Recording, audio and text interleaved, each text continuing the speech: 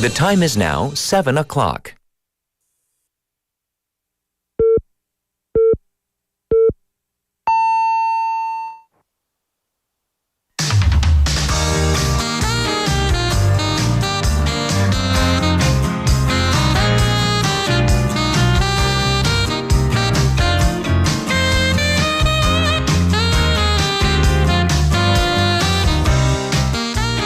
Our lovely city, Busan. Busan is the most rapidly aging metropolitan city in the country. But, big question, how senior-friendly are we?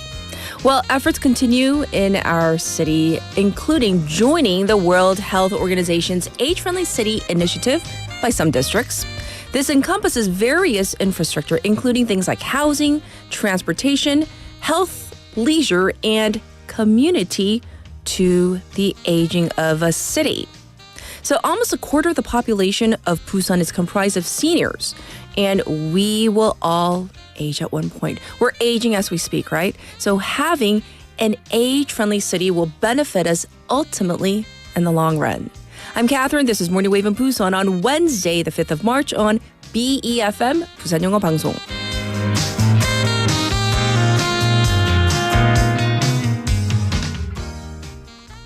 Good morning, Wavers. I hope you're all doing well. Welcome to our program on this hump day. Yes, it's already Wednesday. And I don't know about you, but the thing is this, aging. Aging is something that we cannot deny, right? Aging is a fact of life, and we need different resources and infrastructure as we age. And there is not a single person on earth that we know of that can avoid this. This is also true of a city, especially one like Busan. We are indeed a super aged society.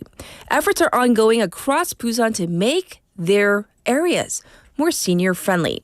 The biggest initiative is joining the World Health Organization or WHO's Age-Friendly City Program. And we are seeing such efforts from the original city center. We're talking about 서구, 중구, and 동구 districts, as well as 수영구 district, already members, and the latest, Busan 진구 district, which is working on its application. The WHO Age-Friendly Cities Framework is a local response to encourage active aging. It includes increasing opportunities for health, social participation and security through various programs, and infrastructure. So what do these programs include? Well, for 중구, which has also designated itself as the filial city. So filial city, that's 효도의 도시, 효의 도시, and it will hold various festivals and events focusing on this virtue.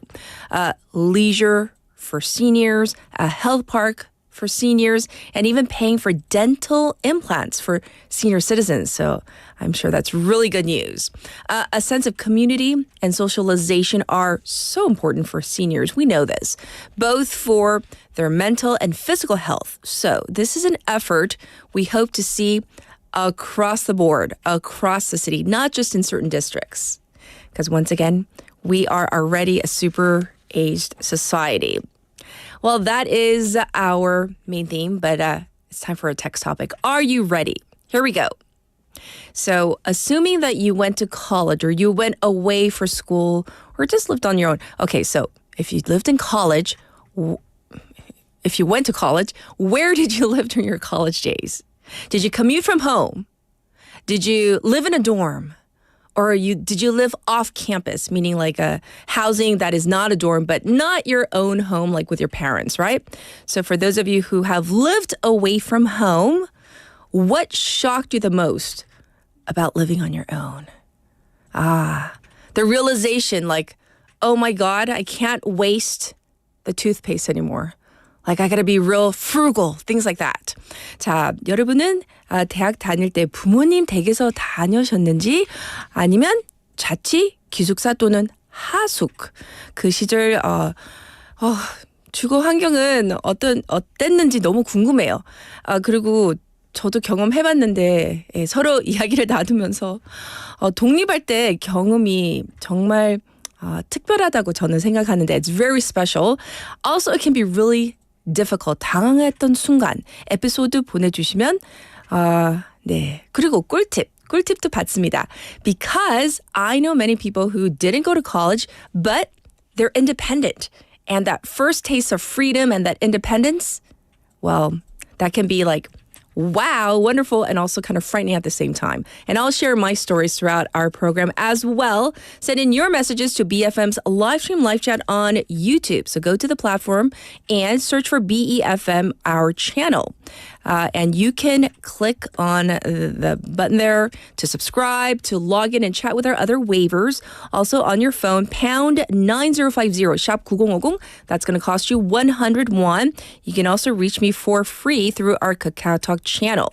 So, the ways you can listen to us. Well, 90.5 and 103.3 FM on the radio if you're in Busan.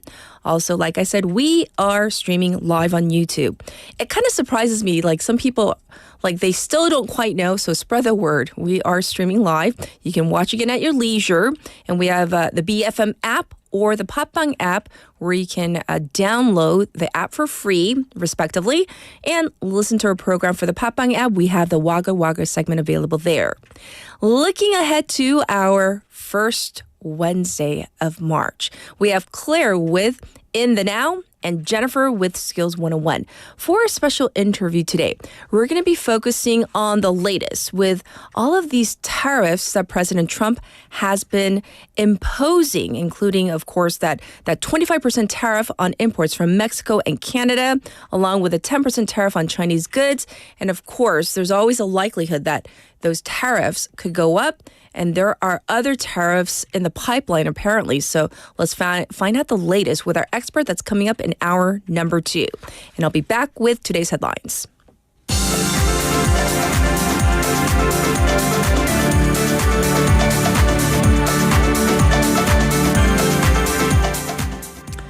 It is now 7:06. These are today's headlines. Election watchdog apologizes for hiring irregularities. The National Election Commissioner, NEC, yesterday issued a public apology regarding irregularities in its hiring of the children of high-level officials found during a state inspection.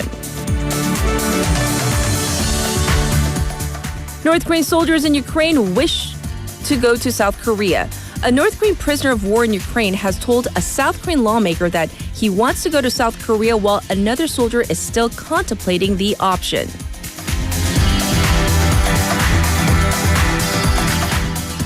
HomePlus enters court-led rehabilitation amid credit crunch. HomePlus, a discount store chain in South Korea, said yesterday it has entered a court-led rehabilitation process after its credit rating declined amid liquidity worries.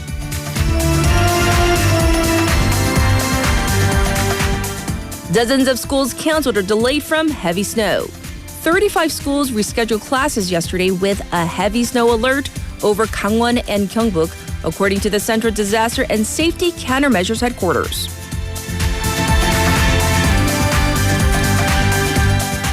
Canadian Prime Minister hits out at Trump's tariffs and China retaliates. Canadian Prime Minister Justin Trudeau describes Donald Trump's tariffs on his country, as well as China and Mexico, as quote-unquote, very dumb, announcing 25% retaliatory tariffs against American products. And these are today's headlines.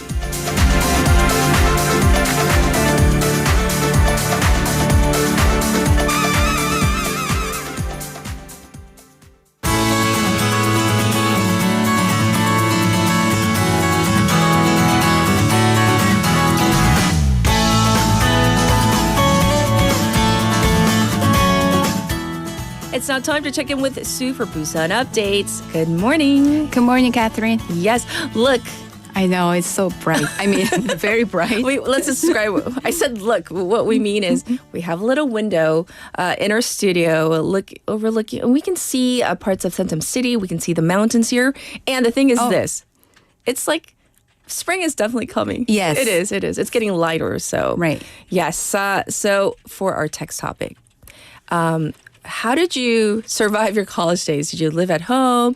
Were you in Canada during that time? Yes. Okay, so I wasn't one of those like rich 유학생. So I lived in a basement apartment. Oh.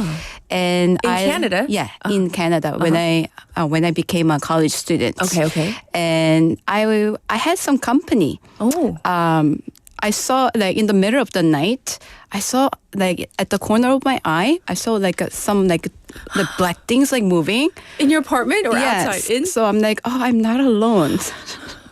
So it was a family of mice just lurking around. So like outside of my room. Okay. But it was really very old home. So I was like, I freaked out. But so it wasn't in your room? No. But still. In the laundry room. That's close Very enough. close enough, yes. Right. So I freaked out. And What did you do? back then I didn't have enough money, so I had to stay there for a while. And then like, and I started to get a part-time job. I'm like, I need to get out of here. I need to move out. Yes. And it wasn't just like one little Yeah, mouse. It was a family of mice? Yes, a family, a cute family. So Really? Cute? Oh my goodness.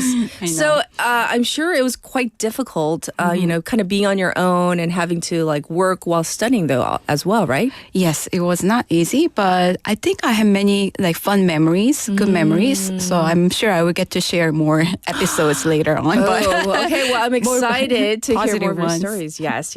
Well, we're going to jump into our first update. This is regarding Busan City allocating 361.2 billion won supplementary budget, extending the Dongbekjeon limit increase. yes, so the city has prepared the supplementary budget Yes.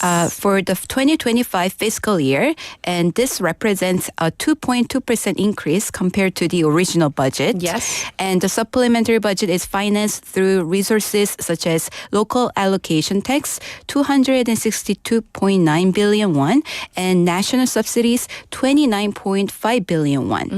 Yes. So tell us how the funds will be used to support the various initiatives. So for economic recovery and support for small businesses, 118.7 billion won will help businesses through no-interest loans and fund cards of up to 5 million won for opening costs. And also vocational training subsidies will be provided for those who close their businesses. And another one is for Dongbek card extension limit. Yes. And the cards budget will be increased to 1.4 trillion won, 1조 4천억 원. From the city. So with policy changes such as increasing the monthly accumulation limit from 300,000 won to 500,000 won and raising the accumulation rate 적립률 from 5% to 7% until June. I see. And if customers spend over 50,000 won at traditional markets, they will receive a 10,000 won voucher for future purchases at the market. Oh, nice. Okay. And also 32.8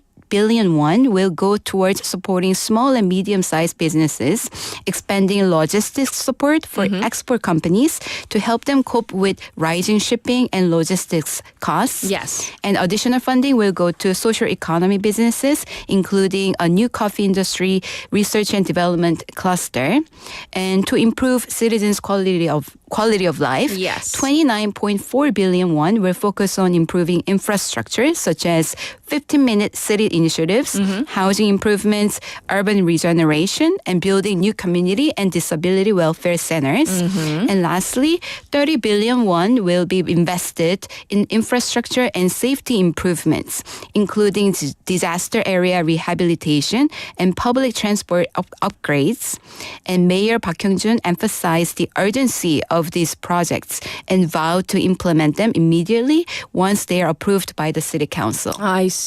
So we have a better idea of where this budget is going to be sent. So thanks for the breakdown. All right, next up, let's talk about this. Our city, Busan, is recruiting new members for the pet dog patrol squad. I'm so curious about this. Yes. So the Busan Autonomous Police Committee is looking for new participants for the pet dog patrol squad. So this is 반려견순찰대 in Donggu, Sagu, and Yeonjaegu districts. And they are accepting applications until April 6th. And the yes. Is this a photo of, I guess, like the past attendees? Yes. Participants? I know. Look at all the different types of dogs as well. I see Right. husky, I see beagle, Yes. terriers, etc. So many different kinds. I know, it's so amazing. And like, are they really like working because they're too cute to patrol the streets. I know, right? But they are the guard dogs for us. Yes. Okay. Yes. So the program started in October 2022, and it's about citizens and their dogs patrolling the neighborhood Yes. and helping prevent local crime and checking on the safety of public facilities. And it's been so successful that this year they are expanding to 10 districts with 250 teams. Yes. And to join, people will need to pass two-step process. So one is a document screening and another is a practical skills assessment. And Chairman Kim Chol-jun highlighted how important this program is for strengthening safety in the community Yes. and encouraged everyone to get involved. Well, if I had a dog, I think I told you I had to guard my dog. yeah, I know because your dog is like a husky, but you Yeah. have to guard your dog because Yes. such a sweetie, right? All right. Next up, let's talk about this. Receiving high satisfaction rates and positive feedback from parents, Busan City has decided to expand the Come and Go Let's Play with English this year. Yes. So from storytelling to creative activities, 들락날락 영어랑 놀자 program is expanding to 61 locations across the city starting in the first half of this year. And participation is free of charge. And the program allows children to naturally experience English through play with native speakers. And it is open to children aged 4 to 7, including preschoolers and first and second grade elementary students living in Busan. Yes. And this year, 들락날락 brand and English educational content will be expanded through franchising, providing more opportunities for children. And starting in May, the program will be pilot tested in 3 locations, including childcare facilities and public children's cafes as part of the franchise expansion. Yes, and I hear that they're going to be using special English textbooks this year. Is that correct? Yes. Oh. So to make Busan even more of a global hub city, the program will use Busan's self-developed English textbook, English Waves. Oh, really? English Waves. Yes. I like that title. Yeah, I love it. The special English textbook, it's about being child-centered and content-focused and reflecting the local flavor of the city. And plus, the program will have highly trained instructors who've completed the Busan Global Early Childhood English teacher training program. So people can expect top-notch teaching and a really strong Busan-style English education. And enrollment for the first term starts on March 11th, and the classes will begin on March 18th. Sure. And since the recruitment process and schedule can vary depending on the location, please make sure to check out the official 들락날락 누리집 for all the specific information. All right, sounds good. I'm glad that they're expanding this. It's so popular. All right, lastly, if you are very specifically a 19-year-old youth in Busan, meaning you were born in the year 2006, 2006년생, apply for the youth culture and arts pass. So we need more information on this.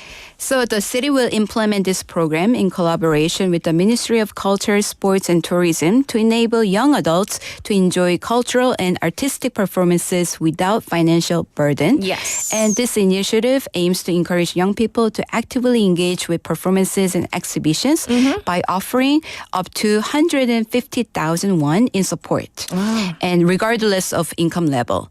And applications will be processed on a first-come, first-served basis. Right. And the application period is from March 6th to May 31st. And usage deadline is December 31st by this year. Okay. And if the support funds remain unused by June 30th, they will be revoked. And ticketing platforms are Interpark or Yes24. Yes. And applicants can choose one site to apply. And the funds will be provided in the form of points or vouchers, which can be used for booking performances and exhibitions. And for more information, please visit the official Youth Culture and Art Pass website. Is there anything else we need to know regarding this, or is that it? Yes, there's one more. So last year, Busan used 10,000 won culture pass, Yes. 만원 문화 pass, received great support. So this year, there will be upgraded version of it. So it's for the residents aged 18 to 39. But applicants cannot apply both for the Youth Culture 만원 pass and then Youth Culture Arts pass. So please at the remember same time. that. Yeah. Okay. Good to know. Oh, darn. 39. Just missed the cutoff. But thank you for all the updates. We'll check in with you tomorrow. Thank you, Sue. Thank you. All right. And here is your traffic and weather.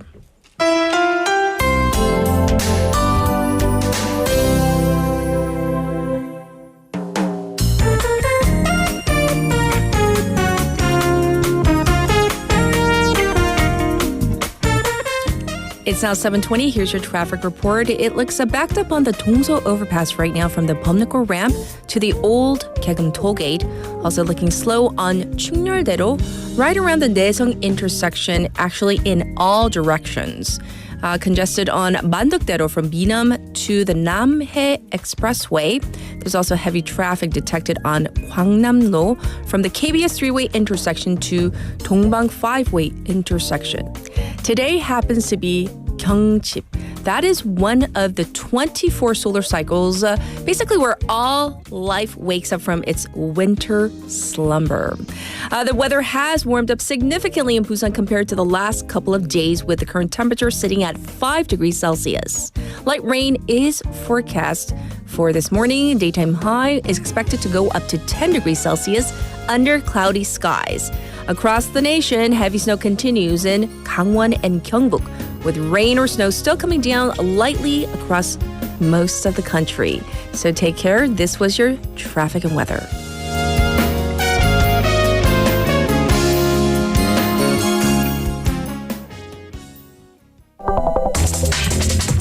Are you an early bird? Are you up to date on the news? Are you a trendsetter? For all of the biggest issues from Busan to the world and useful information you need, right here on Morning Wave in Busan.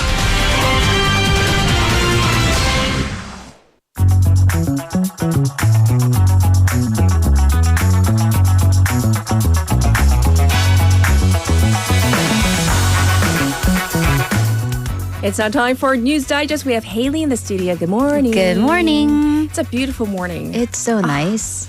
I Only wish we could show slightly you. windy. Yes. Yes. But still, Yes. it was drizzling when I came. I came in like I had stuff to do at the station. I came in at 5:45. It was pitch black. It was drizzling. Yeah. Not Yeah. good. But now we see hints of spring. Let's get into our text topic. So, did you live at home during college? No, I was about an hour and a half away from my university. yes. But the convention was that you move out. You know, so I yeah. lived in the dorms. And then I lived in the dorms for 2 years. That was fun. That was fun times. That was a lot of fun times. And then we got a house. My three girls and I, we didn't buy, we rented a house about 20 minutes away from campus. And yeah, also another fun times. But what really shocked me, you know, I was okay with like paying the bills and the responsibility parts of it. How much I shed, how much my hair sheds. I'm like, how do I have hair? Why do I still have hair? Like with the amount that sheds and how like cool I was about it. How do we say shedding in Korean? 머리 빠지다. 머리 빠지다? Because I was going to say 털갈이. That's for animals.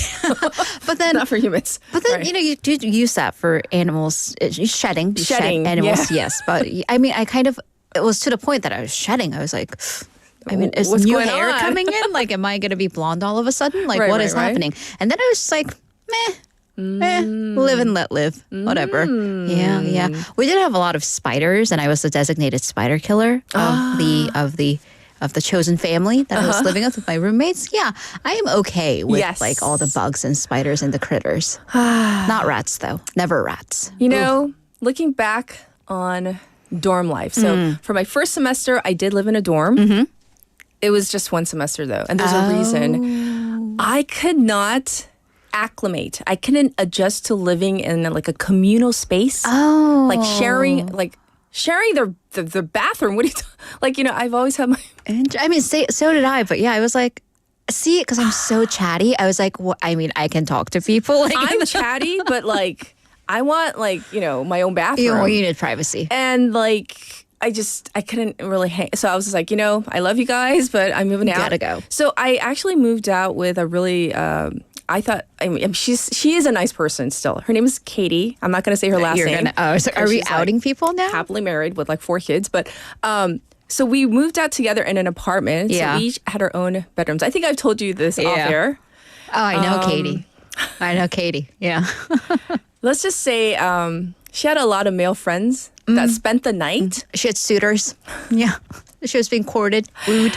And the last straw was like, I was having my cereal in the morning and I was like, 또 바뀌었네. Oh my. But it was so uncomfortable, right? So I was like eating my cereal. I hope she's not listening. So I was eating my cereal. I hope she is.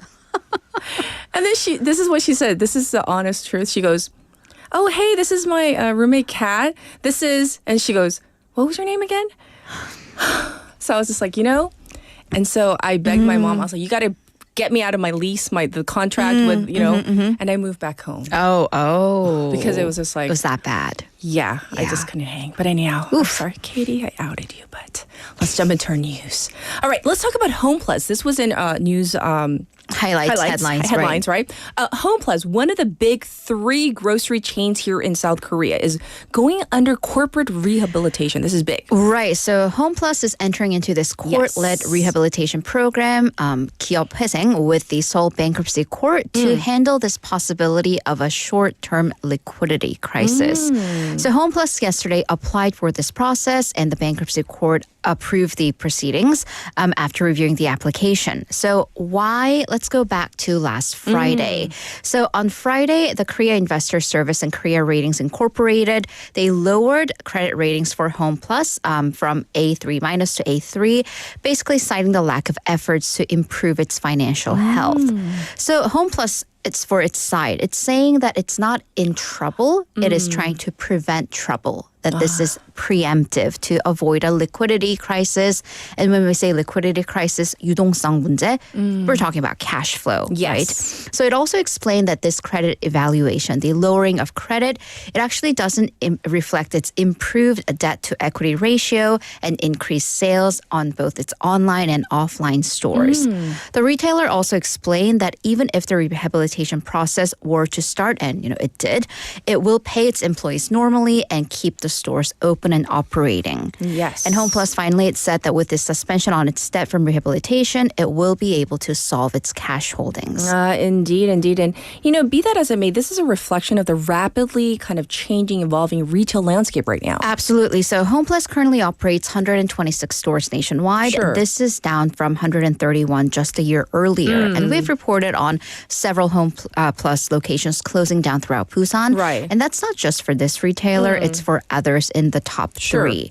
So a little bit about HomePlus's financial history. So it is currently 100% owned by this private equity fund, 사모펀드 MBK Partners. They bought HomePlus 10 years ago, and it took out a 4.3 trillion won in loans to buy the chain. Yes. So it has been able to pay 4 trillion won of that back. So the vast majority of it, how so? By selling the stores, basically real estate. It has sold 20 stores nationwide. So that might be why some people have wondered, well, my neighborhood's HomePlus was doing actually quite well, but they're closing down. So that could be a part of the reason why. Sure. However, despite all of this, the stagnant economy, low demand, and I think most importantly, preference for e-commerce, it has credited woes for not only this retailer, but all the other major markets. So this has been the larger issue for the retail sector, the supermarket and grocery chains as a whole. Because going back to the COVID pandemic, we just weren't going out. So that has sped up the process of switching to online platforms. And then we're looking at e-commerce platforms, namely Coupang and also Chinese e-commerce flooding the market with cheaper goods and relatively low delivery costs. And these are almost kind of forcing these offline stores out. Yes, indeed. So once again, that's the status of HomePlus, but like you said, it's not just HomePlus really struggling right now. Next, we're seeing other businesses, including popular restaurants, close their doors as well. Some businesses point to the rising costs, including delivery fees. Right. So we're going to focus on delivery fees for restaurants and cafes for our next story. So we have, of course, the higher wages, higher prices for ingredients, but also higher delivery platform fees that are apparently weighing down these businesses and cutting down on their profit margin. Yes. So according to a consumer interest network survey, over 500 restaurant owners, the biggest burden they say they felt was platform delivery fees. So out of 7 points, they ranked this 5.68, and this was higher than ingredients and wages. So what kind of delivery platform fees are there? Right, so I'm citing a 세계일보 report which tracked the cost from a restaurant and restaurant owner that just recently closed down. Okay. And how much this owner paid to the top delivery platform, 배달의 민족 or 배민. So in August of 2022, he made 3.1 million won from the platform, from sales on the platform, Okay. but paid 225,000 won across the various middleman fees. So once again, 300만 원 income, but then paid 22만 5천 원 in the fees. 2 years later, August of last year, he saw a 1.5 million won increase in profits from Baemin. But in terms of his actual revenue, how much he profited, only 600,000 won additional in revenue. So that was all about the half. fees? It was because of all the fees. So then he had to still pay for the utilities, ingredients, and labor. Sure. So the reason, couple of reasons. So we're once again only focusing on this particular platform, it being the largest one. They've recently implemented a new system called 우리 가게 click. So Okay. click on our store, which is basically it charges the restaurants per click every time a customer clicks on that restaurant on the app, even if they don't order, it basically there's a fee taken out of it because it's increased exposure. And then there's this Baemin 1 Plus feature where the platform works on essentially a sliding scale and increasing ratio instead of a set price for the middleman commissions. So the more you make off of Baemin, the more you get charged, which is, not a win-win, let's just say. So last December, this particular restaurant owner in the article paid 31% of its earnings to Baemin as a middleman commission. That went up to 34.9%, so almost 35% this January, which is when he decided to shut down his business. Right. So as for the other side of the Yes. story, the parent company 우아한 형제들, they say that this is actually a common system, not in the delivery platforms, but in e-commerce overall with the sellers. And it is up to the businesses to decide whether they want to use these particular systems. Sure. But consumer experts advise that for us, these higher margins for platforms, it could lead to higher costs overall. Then businesses may have no choice but to raise their food items and menu items, and that ultimately hurts the consumer. Indeed. It's really terrible to hear about, like the Right. plight of all these restaurant owners because of all the fees. Well, continuing with this vein of prices, more college students are going back to boarding houses or ha숙집 in this era in Korea. That's what they're called, of high prices. Right, so these boarding houses, boarding homes, 하숙집, they were more common in the 80s, 90s, maybe up to like early 2000s. I definitely remember seeing it in one of like the 응답하라, the reply, the past shows. Yes, yes. Most students these days, they go to the dorms or they want to go to the dorms. They can't get in South Korea and they live off campus. Yes. But with high prices, boarding houses are making a comeback. So these boarding houses, at least in Korea, the big upside, they feed you. They will give you food, usually breakfast and dinner. And the rates are comparable to living off campus at your own studio. Of course, the downside, you've got to share. You have to share the bathrooms and the common areas. But then students who choose the boarding house option say that getting fed beats those inconveniences. Sure. So according to an app that matches students to these boarding houses, it's reported a 20% increase in boarding just in the past year. And so what are the reasons behind this bump in popularity for boarding Right. houses? So first, let's look at some structural issues, because once again, nationwide in South Korea, college dormitories, 기숙사, they can only accommodate 23% of the student population. So the spillover, the vast majority, they seek off-campus housing. But nowadays, rent is expensive on top of the burden of food costs, utilities. And then for even people who can afford to pay the huge 전세, the lump sum deposit. Sure. Well, we've been seeing massive rental scams across the country. So right. that's raised apprehension. So experts say that the economic situations of the parents who usually pay the bills, that dictates the popular housing types. And add to that, the conveniences. And we talk about this, and this might be you and me getting older, but the kids these days are a little less independent. it seems, personal opinion. So just the convenience of having somebody help you with food and all the housework might be, the upside. There are upsides because I have one in one of these. Oh, really? So the thing is, they do provide breakfast and dinner, but it's like a mad dash. She said, by the time she gets up and goes to the kitchen, It's gone. she's like, it's like 닭 볶음탕 day. There's nothing. It's 감자 day. It's 감자 day. Oh, got it. there are ups and downs, right? And then if you have classes at a certain hour, Right. you can't come Exactly. home Right. to eat at a certain hour. And then she's like, oh, there's just rice. So there's food in theory. In theory. So you got to be quick is the whole key. Yes. Okay, last story. The world has been carefully watching the condition of Pope Francis. What's going on? Right. So Pope Francis, we're talking about Francisco 교황. He's suffered 2 episodes of acute respiratory failure. He's had a chronic lung disorder. Yes. This happened on Monday afternoon. The latest, and the pontiff or the Pope is currently, according to the latest alert, is he slept through the night and the rest continues. That's according to the Vatican. This is the 3rd serious turndown since the 88-year-old Pope was admitted to the hospital some 19 days ago with pneumonia. And this is serious because it is unprecedented for the Vatican to give such detailed daily updates on the Pope's condition. Sure. And for those who are not of the Catholic faith, who exactly is Pope Francis? I'm sure people have heard about him. Right, They've I'm seen the sure photos. you know who he Yes. is, but why is his health such a big deal? Right. So Catholicism, it is a religion that has 1.4 billion followers worldwide. The Pope being the official head of the Catholic Church, he's also a beloved figure amongst the believers and a very popular figure.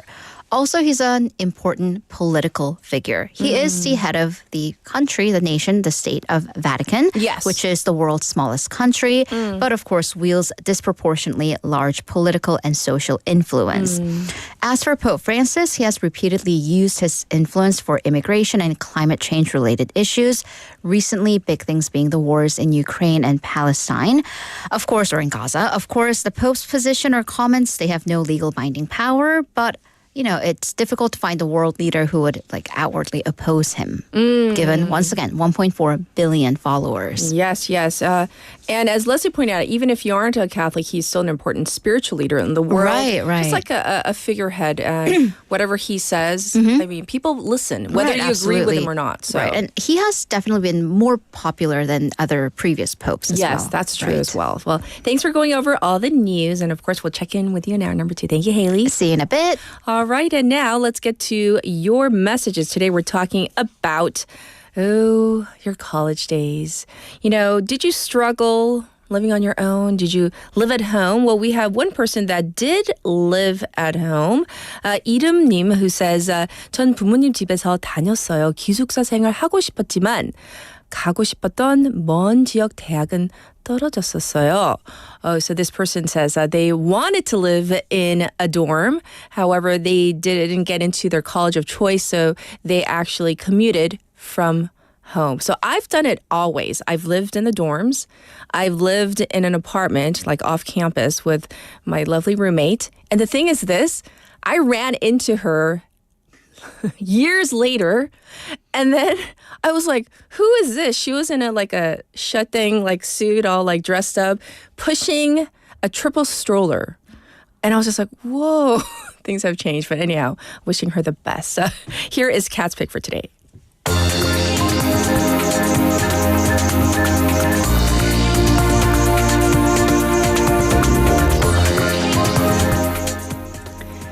Today's Cat's Pick is all about the debacle that went down in the Oval Office because we had breaking news yesterday after our program that Trump had decided to pause U.S. assistance to Ukraine. So here's a clip from ABC News Australia. The war of words are ratcheting up. He said he thinks the war's going to go on for a long time. And he better not be right about that. That's all I'm saying. Mr. Trump, angry that Ukraine's president predicted peace with Russia was a long way off, was then pressed on whether he'd cut off support for the country. Decided if you're going to suspend military aid to Ukraine. Have you made that decision? Well, I haven't even talked about that right now. I mean, right now, we'll see what happens. A lot of things are happening right now as we speak. I mean, literally as we speak. I could give you an answer and go back to my office, the beautiful Oval Office. I could go back into the Oval Office and find out that the answer is obsolete. A few hours later, White House officials confirmed all aid would be paused and reviewed, leaving Ukraine cut off from the world's most powerful military. Last week, Donald Trump evicted Volodymyr Zelenskyy from the White House after their public blow-up. He accused the Ukrainian leader of acting like a tough guy because of US backing. This suspension of aid is clearly meant to weaken Zelenskyy's position and force him back to the negotiating table. The latest move from Washington also stepping up the pressure on Europe. Tomorrow, I will inform the member states through a letter about the Rearm Europe plan. We need a massive surge in defense without any question. We want lasting peace, but lasting peace can only be built on strength. In Ukraine, Russian attacks continue. Overnight, a drone hitting the town of Kharkiv. Any talk of a ceasefire seems a distant dream to people here. I do not believe in it, because look, everything was torn down. What talks? Who even believes in that? Ukraine now facing an even more difficult fight for survival. And in response to that pause in aid to Ukraine, Volodymyr Zelenskyy, he said he is ready to work under Trump's strong leadership to achieve a lasting peace. So that was just in the last few hours. How big of an impact this pause in aid is, well, we just found out with that direct response from Zelenskyy. So here, this was Cat's Pick for today.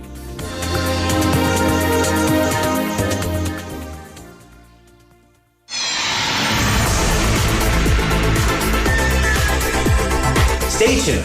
You're listening to Morning Wave in Busan.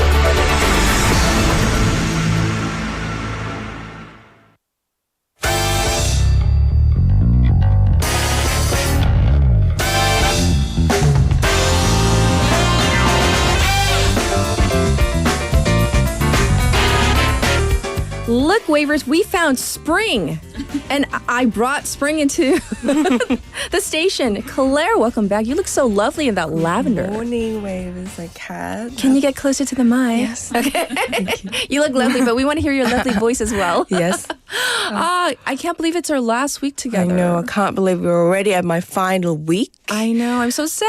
Yes. But these past 5 weeks just flown by. I've just flown by. I hope you enjoyed it. I've had such great time. Yes, and we still have, of course, one more segment to go. So I have a question for you. Real quick, text topic is about college days. Like, did you live at home? Did you live in the dorms? Did you live on campus? What was your living arrangement like?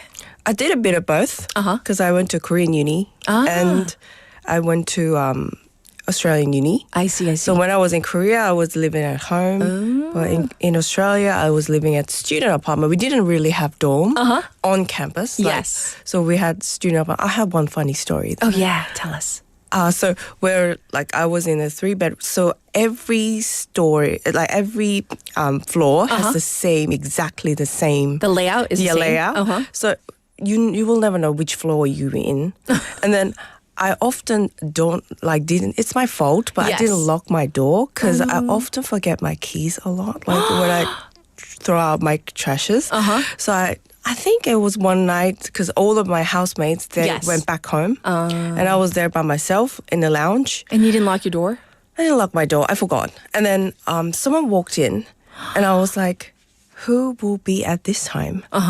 And then the guy was just walked in, and it was a guy because I was always living with the girls. And then he just like casually walking in, and he even said hi to me. And I was like completely like... Weren't you scared, freaking out? I couldn't even think anything. I was just trying to figure out what's going on. And I was just like froze like, what? Why is this guy? And then he just casually walked into his room, like the other girl's room, which would be the same. I think he was drunk, and then. As soon as he walked into the room, he realized and he swore and then, oh, sorry, I'm so sorry. And then he walked out. And then it was just like a few seconds. But still. And I was like, what just happened? Right. I was like, after that, I locked my door all the time. Yes. But lucky that it didn't happen, but it took me a few seconds to figure out what was going on. Right.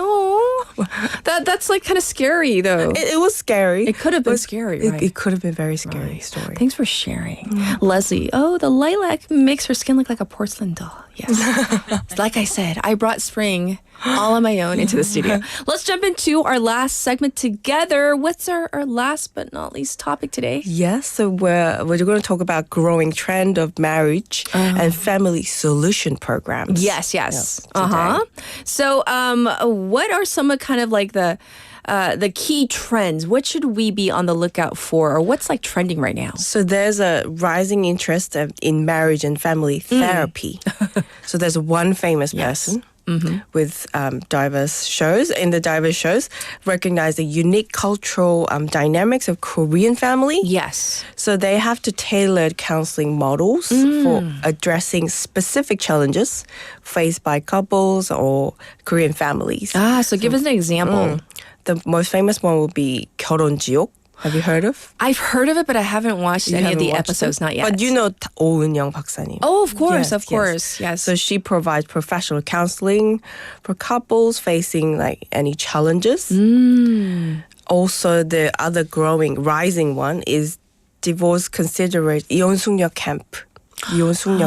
So that people are considering divorce? Actually, they're contemplating divorce. And by the way, this is like real. This is not like a scripted, like, you know, for that kind of show, right? These are like ordinary serious people like us. Right. That's yes.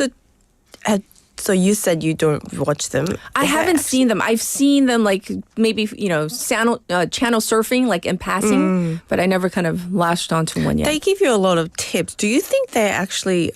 are they useful tips? I don't know. Are they? By the way, if you waivers, have you watched either of these shows? And like, because I know like people around me, the people like married people, like some of them like really watch and they're like, and they like talk about it, and it kind of just goes over my head because I haven't watched an episode yet. But it seems like people are like very tuned into these types of shows, and maybe they're getting something from it. Basically, like listen to each other, kind of like. Sometimes it's really basic tips, but it's hard to follow. Yeah, I mean, like probably in theory we know many of the tips, but like to really implement them into our own lives, that might be a little bit when you're more actually difficult. arguing with someone, it's really hard to in the heat of the moment. Yes, when you're screaming at each other, or hopefully not, but yes. Oh, okay. And what also, else? The observational reality shows are really boom at some stage. So also marriage, life observation reality show. Give us an example of this one. 동상이몽. This one I've seen. Yeah. This one is so presenting the celebrities. Yes. Married life. Personally, I don't really watch any celebrity reality. Maybe I'm not really interested in it. Do you prefer celebrities in the show or ordinary people? I don't watch a lot of any of these, but I've seen a few of these, like the one you just mentioned, the 동상이몽, because like back in the day, I forgot the couple. It was the Korean actress, and I think it was like a Chinese husband. Oh. And then, but then there was like a kind of. So I watched a few of those, and then there was kind of a scandal, and I was with the husband. Yeah. And then like I was just like, oh, that's not good. But anyhow, I did watch a couple back in the day, and I thought like, those are kind of scripted, right? I mean, they are. Yeah, and then like they edit it in a certain way. So I was like, it was okay. But they want to portray something. Yes, that's image. definitely for sure. Yeah. And we all know that's not necessarily what happens behind closed doors. Yes. So another one would be divorce theme. So a reality show. Divorce is now in the reality show. So Love 돌싱글즈, which would be the reality show featuring divorced individuals who explore a second chance of love and offering an honest depiction of post-divorce relationship. Wow, I'm so curious about this kind of whole, walk down this path because whether there are people who are married, who are, in Korean, they call them, I think, 돌싱, who've been married, divorced. Came back. And coming back or, I don't know. Do you know of anybody?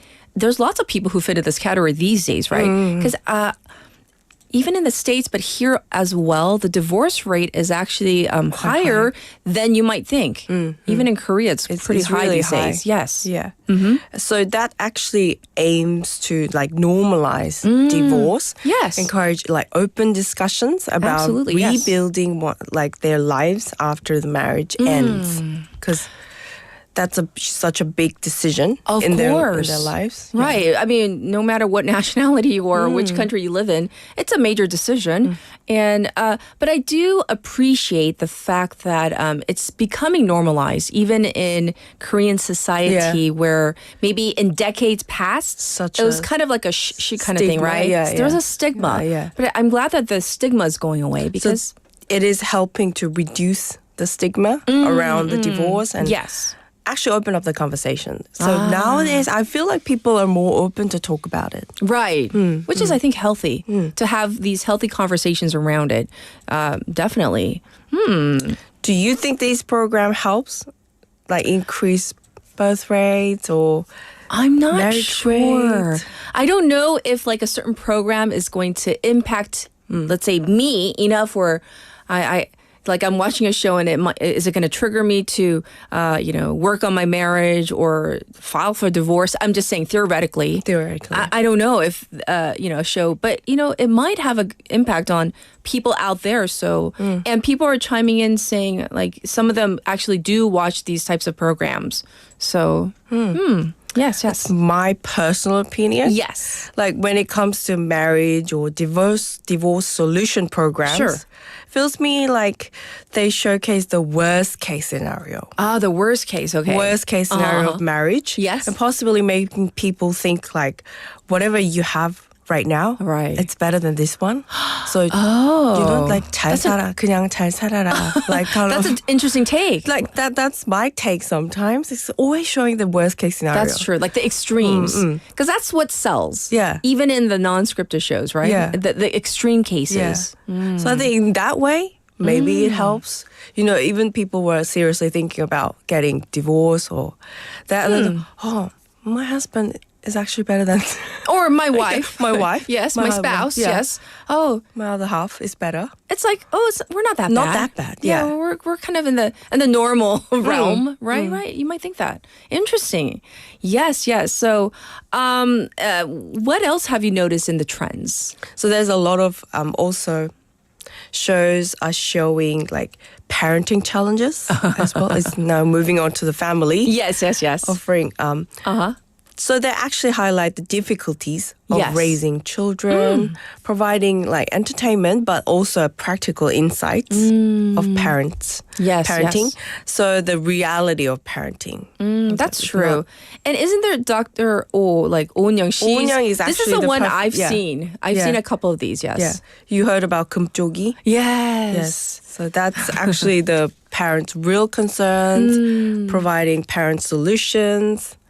This one I've watched a few episodes of because I feel like every family is so unique. And then, but at the end, there are solutions that resonate with me. Even if my child is not quote unquote a 금쪽이, but so I'm like, that's something I can work on. Really the way I speak to each child or things or tips that I can pick up on. So that's definitely, I'm sure, a favorite of many people out there. Same as me. I actually enjoy watching that, even though I don't have kids myself. But actually, it also looking back for myself. I could have. That's me. That's what I am, and maybe I prefer that way. Kind of finding myself. Very interesting. Yes, yes. Well, if you can believe, it's time to call it a wrap on our time together. But thank you so much for coming in for the past few weeks, Claire. And our waivers really, did enjoy having you on the program. Yeah. So wishing you nothing but the best. Thank you. All right. Thank you so much. Anything you want to say before I let you go? Lastly, I feel so lucky to have spent my past 5 weeks with waivers and Yes. Catherine. I truly appreciate. And it's been great. It's been really great time. And if we get the chance, Yes. let's meet again. Oh, yes. And don't forget to tune in to BFM News. Of course. Every with Claire. day. At what time? What time? Me, 4 and 6. Yes. Yes, indeed. Well, thank you so much, Claire. Thank Take you. care. Thank you. Bye. All right, it's time to wrap up hour number 1. This is 북극성 by 강타 as requested by Benny. I'll be back at 8. 바보 같은 난 아직도 많이 모자라 널 잊기엔 많이 부족해 네가 주고 간 우리 추억 때문에 어떻게든 나 살아가곤 있지만 많이 아파했었던 내 모습이 혹시 너에게 짐이 된 건 아닌지 많이 걱정했었어 아주 잠시라도 우리 마주치지 않도록 나 기도했는데 하루에도 난 몇 번씩 왜 보고 싶어지지는 건지 미안해 용서해줘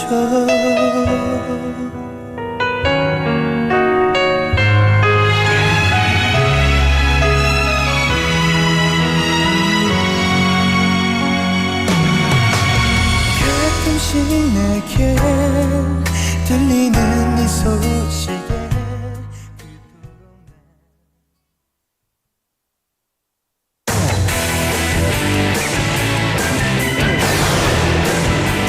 Your bridge to the world.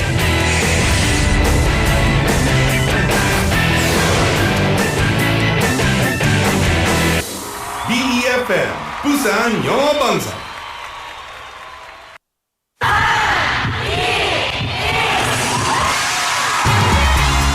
부산의 축제 어디까지 즐겨보셨나요? 과거와 현재, 미래가 공존하는 항구도시 부산. 이곳 부산은 계절을 물들이는 다양한 축제로 늘 풍성합니다. 봄의 시작을 알리는 봄꽃 축제부터 부산의 여름을 만끽하는 바다 축제, 전 세계 영화인들이 모이는 부산국제영화제와 새로운 시작의 해맞이 축제까지. 부산의 축제는 우리의 열정을 가득 담고 있습니다.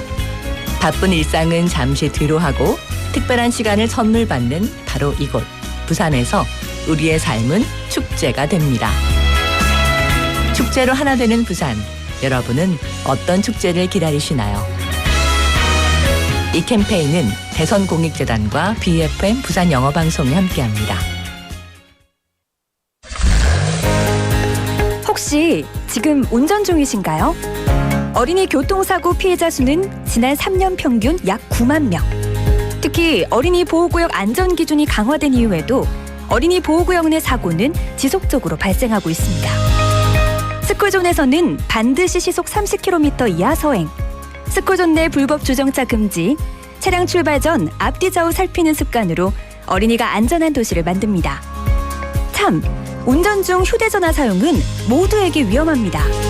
우리 모두를 위한 교통안전, 나부터 실천하면 모두가 안전해집니다. 어린이가 안전하게 뛰어놀 수 있는 부산. 아이 키우기 좋은 도시는 우리 모두의 미래이자 희망입니다. 이 캠페인은 어린이가 안전한 부산을 만드는 은행, B&K 부산은행과 함께합니다.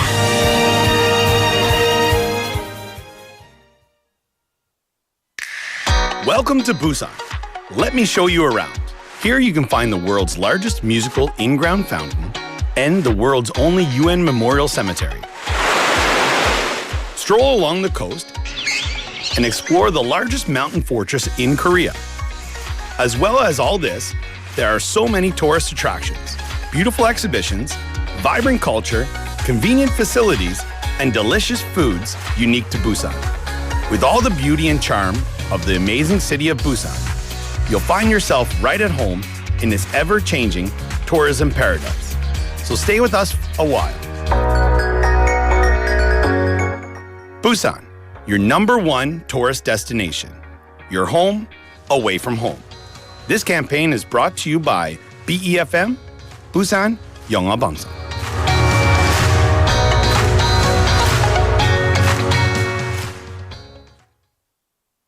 지금 방송 광고라는 부메랑을 던져보세요. 소비자를 향해 정확히 날아가는 광고. 힘차게 돌아가는 경제. 부메랑처럼 다시 기업의 이익으로 되돌아오니까요. 방송 광고, 경제에 큰 힘이 됩니다. 부산 방송광고발전협의회.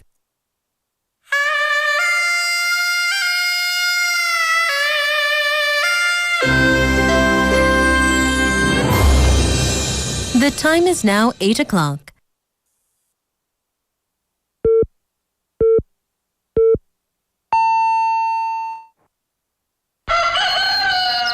Good morning, Dynamic Busan. Yeah, you're waking up.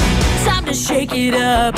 Tell the world good morning and find out what's going on. Well, hi there, folks. There's everything from comedy to lively chat to music. Broadcasting from a room about the size of your closet. All calls are recorded. What show is this? Live from Korea's dynamic city, this is Morning Wave in Busan. I'm sorry, who'd you say you were?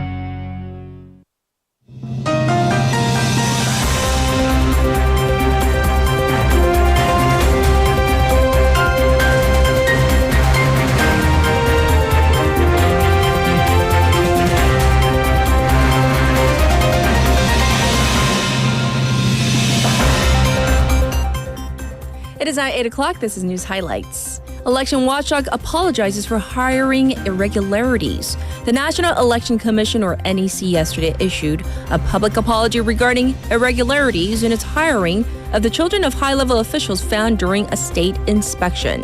The NEC pledged to put in all-out efforts to eradicate irregularities, including the formation of a temporary committee led by outside experts, and to begin discussing inspection measures with the National Assembly. The watchdog also promised prompt and stern action against 32 of its current and former employees found to be involved in the hiring irregularities.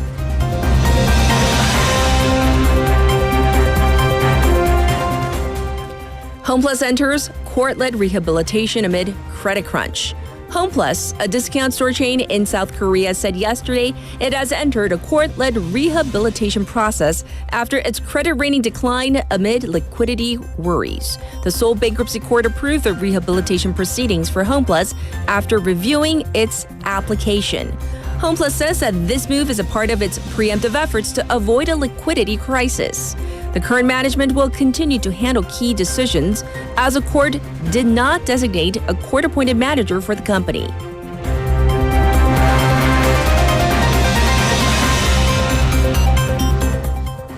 North Korean soldiers in Ukraine wish to go to South Korea. A North Korean prisoner of war in Ukraine has told a South Korean lawmaker that he wants to go to South Korea while another soldier is still contemplating the option. The first soldier, identified as Yi, reportedly told ruling party lawmakers Yoo Yong-won that he wants to go to South Korea to be reunited with his family in the future and to get medical attention.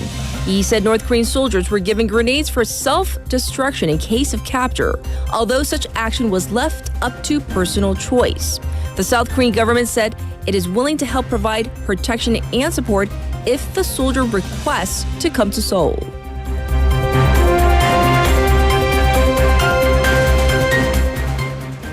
Dozens of schools canceled or delayed from heavy snow. 35 schools rescheduled classes yesterday after a heavy snow alert issued over Gangwon and Gyeongbuk, according to the Central Disaster and Safety Countermeasures Headquarters, as a heavy snow advisory is still in effect in these areas. 18 flights and 56 passenger vessels were grounded, and the authorities conducted over 160 rescue operations, although no casualties were reported. Snow is expected to continue today over mountainous areas of Gangwon and the east coast, with up to 20 centimeters forecast over 2 days in some parts.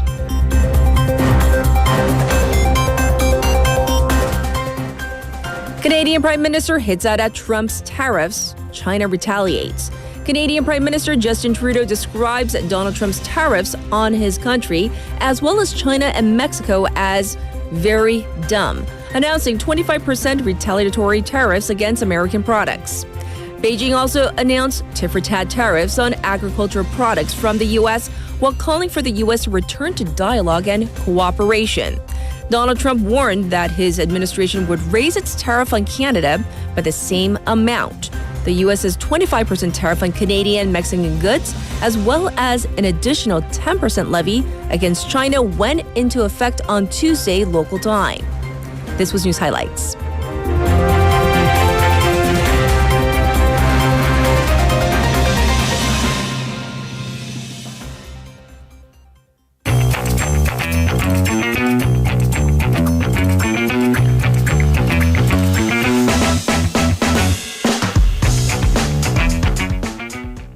It's time for Wagga Wagga. Haley's back in the studio. Hello. All right. So, we talked about the Michelin guide, right? I think it was last week. I think Casey did. Yeah. And then it released its guide on Seoul and Busan.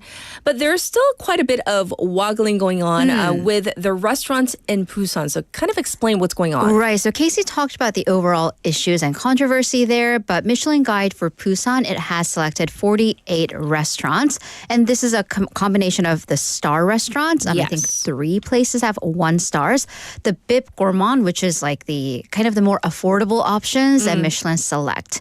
So let's break this down into region. Okay. So 17 spots were in Suyeonggu district. So this is the most gourmet district of them all, followed by 16 in 해운대구, 7 in Busan 진구, Yeonje and Namgu had 2 each, and 1 each in Saha, 북구, 영도, and 중구 districts. All right, so that leaves, let's see, 동래, 금정, 서, 동, 사상, 강서구 districts, and 기장군 county with no selections. Right. So, of course, Michelin, it can't give stars everywhere. Then it would lose its scarcity, its value. Right. And the places that do get Michelin stars do tend to err on the fine dining side of it, which tend to be definitely way more expensive. But even considering this, many people say that the list disregards the perhaps uniqueness of local Busan cuisine. So if you let's look at another gourmet and culinary list, the Taste of Busan Guide. This is an official guide released by Busan City every year. Last year, 해운대구 had the most picks, but the second place is 중구 district in the original city center. Sure. I was there, and waivers know that my hobby is to star places that I want to go to, restaurants on my portal site map. And I did look at my map. Definitely a lot of places in 해운대구 and 수영구, but a ton in 중구 as well, because this is one of the oldest districts. So a lot of kind of the hole-in-the-wall mom and pop stores that are fantastic. So, the thing is, there's a bit of a regional discrepancy on the Michelin side as well. And even the districts that got no picks on the Michelin guide got a lot of picks on the Taste of Busan guide. Once again, those 2 guides do have different goals and aims. Yes. One food columnist said that the standards are different. The Michelin list is more towards trend and luxury. That's right. But ultimately, that most pundits say that they are wishing for the evaluators to learn more about the local cuisine and the regional history and traits before making that decision. Because Michelin is a Western company. Yes. So there are others who are skeptical of whether this does help with tourism. Because if you think about it, a lot of, especially first-time foreign visitors to Busan would try out the local fare, street food, the raw fish and everything. Sure. But also you can argue that the Michelin guide would draw domestic tourists to Busan. I Korean see. visitors. Interesting. So, hence we're talking about it. There's a lot of conversation Right. Have you regarding ever this. been to not like even the star fine dining places, but even the Bip Gourmand or the select spots? I looked at the map, the list briefly, and I was like, I recognize maybe like a couple places. Right, a few places. And there was like a fiery comment section about the 돼지국밥 places that were selected because I think Busaners, everyone has their favorite spot, and they're like, this place made it, but then the not other mine. places, Not so the place this that I isn't like, real.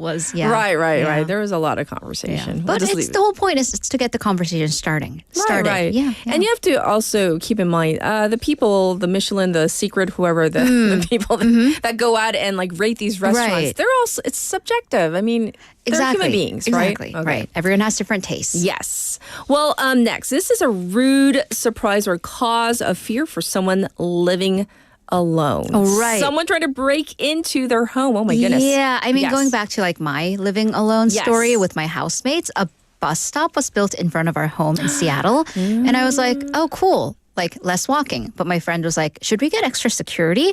And I was like, yeah, what do you think? Like a lock? And she's like, should we get a gun? Like, oh my God, I'm living in America. All right, living in America. Like, no. In any case, this is coming back to Korea from Chunggu district in Incheon. Right. A woman in her 30s was asleep at her home. It was an afternoon time on a weekday because she works a shift. But she heard someone try to open her doors. Like she heard a key. Thankfully, my goodness, she had the latch on, the door lock on, so the door didn't open. Right. However, this man, it was a man outside, kept pulling on the door multiple times. So she called the police because someone's trying to break into her home. Yes. And turns out he was a part of the building's maintenance crew. But still, like, why? Also, if if there's a latch on, just apologize and shut the door and run away. So he explained to the police that he was showing some renters, potential tenants, how the units are being managed, and mistakenly thought this was an empty unit. And for this, he used the building's master key. But once again, if you mistakenly thought it was an empty unit, and there's a latch on, there's obviously someone inside. Why would you pull on the door several times? Yes. And the maintenance office, and here's another problem, turns out just gave this worker the master key without checking whether the unit was empty. Right. I have thoughts on that. I have many thoughts on that. Well, experts say that just opening a door to a unit without, even with a key, without permission or with a tenant inside could be breaking and entering or burglary, 주거침입. The tenant has expressed intense fear of, because she didn't feel safe in her home since the case happened. Right. And the police have booked the employee for burglary. Oh, really? Okay. Well, we have, that. So... I would definitely not feel safe either. No, absolutely not. Well, we're going to go to the U.S. for our next story where fewer Gen Zs feel the need to seek higher education to go to college. Right. Interesting, right? So this is according to a story from Fortune, a Harris poll conducted upon Credit Karma's request on university versus career. So we're talking about the U.S. Last year, 78% of the Gen Z's younger generation showed higher interest on physical labor and technical jobs over going to college.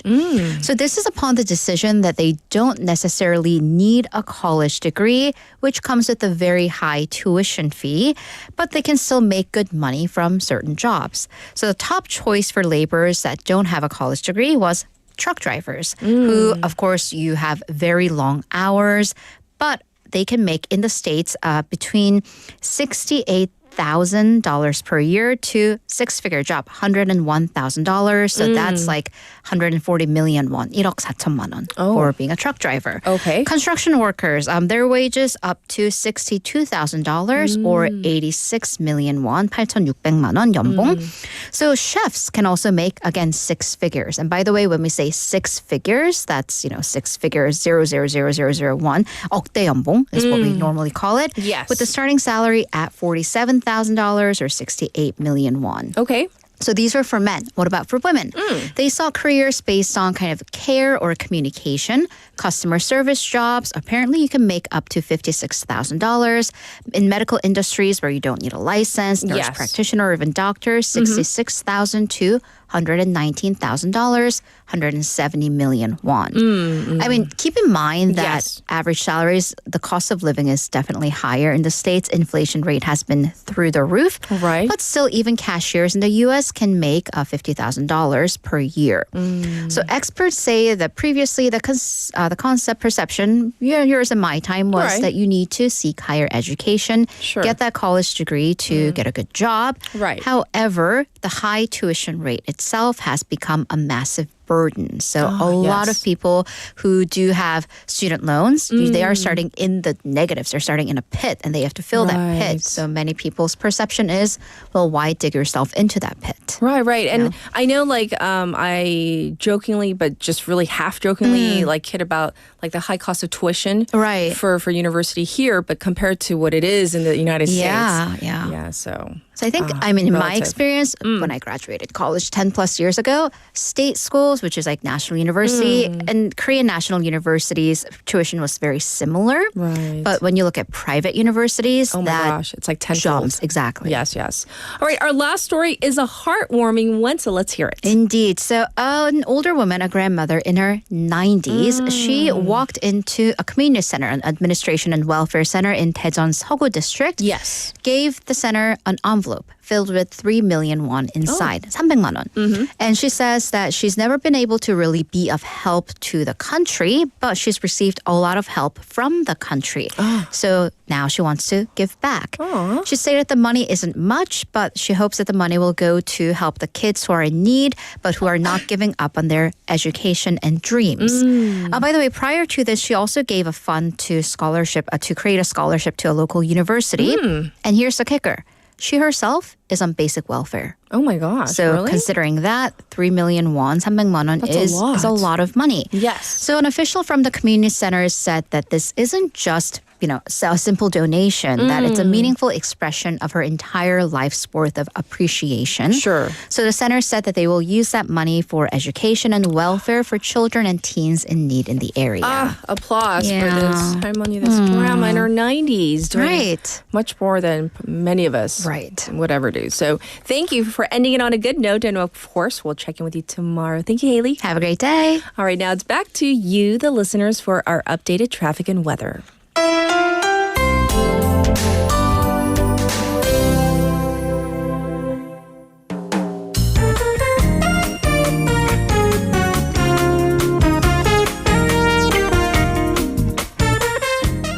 It is now 8:15, and here's your traffic update. There's some construction going on Daegu from Busan-Daegu Bridge to the Customs office in that direction at the Yeonhan-Budu three-way intersection.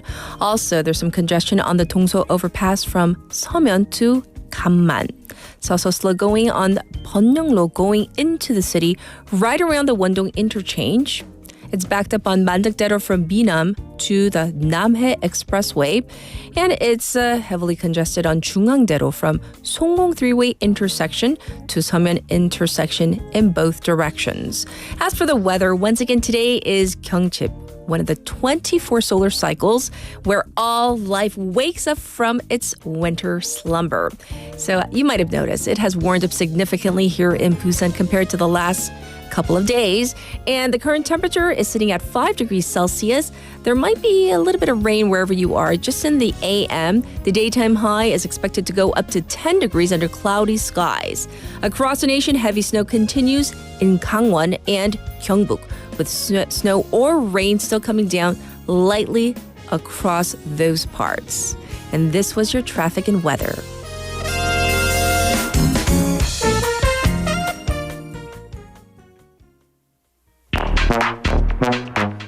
And this is Whiplash by aespa. One look, give 'em whiplash. Beat drop with a big flash. 집중해 좀 더 think fast. 이혼 넌 이해 못해. 왜 이제야 너와 did that? Day one 너와 been bad. Don't stop 흔들린 채.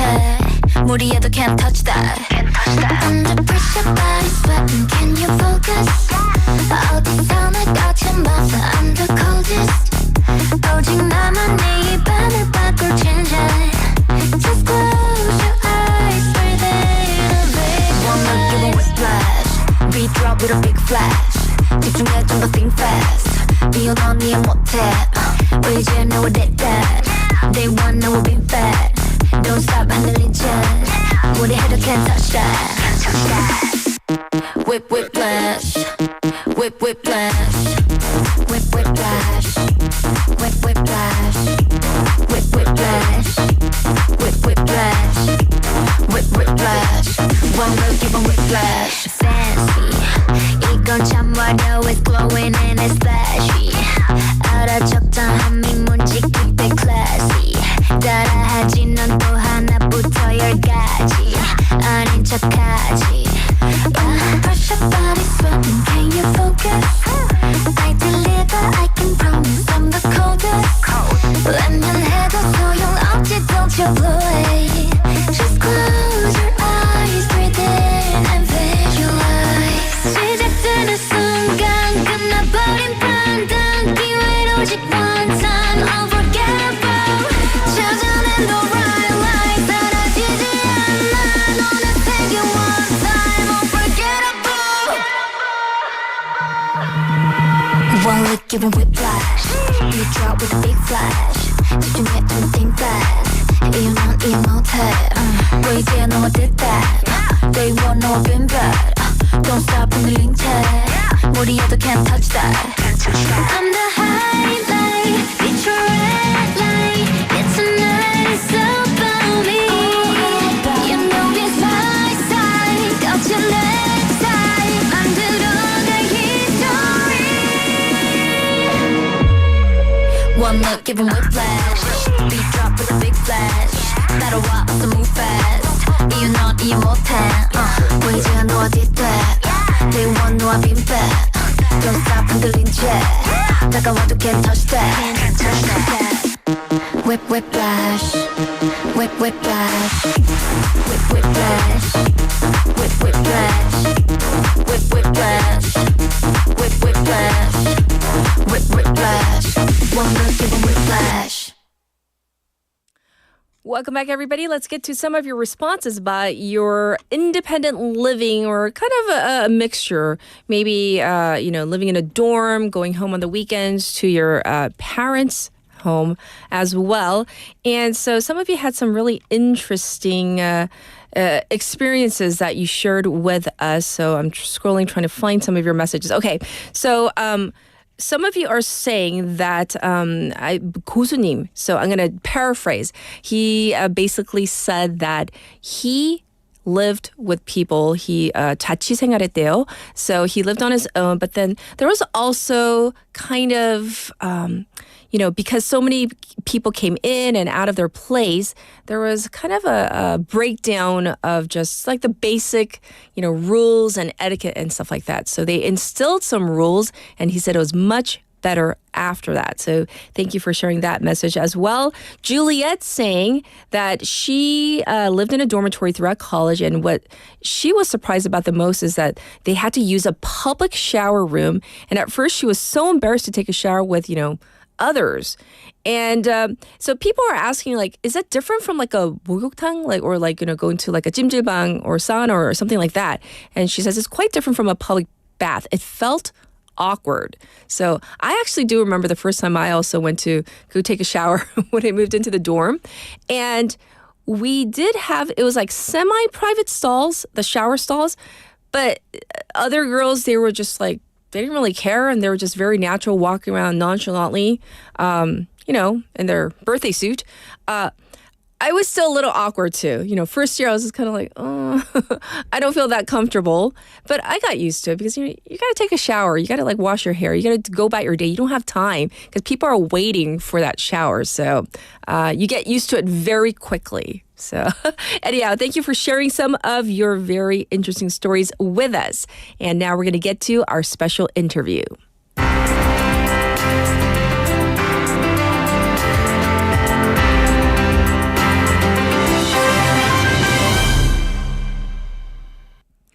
President Donald Trump.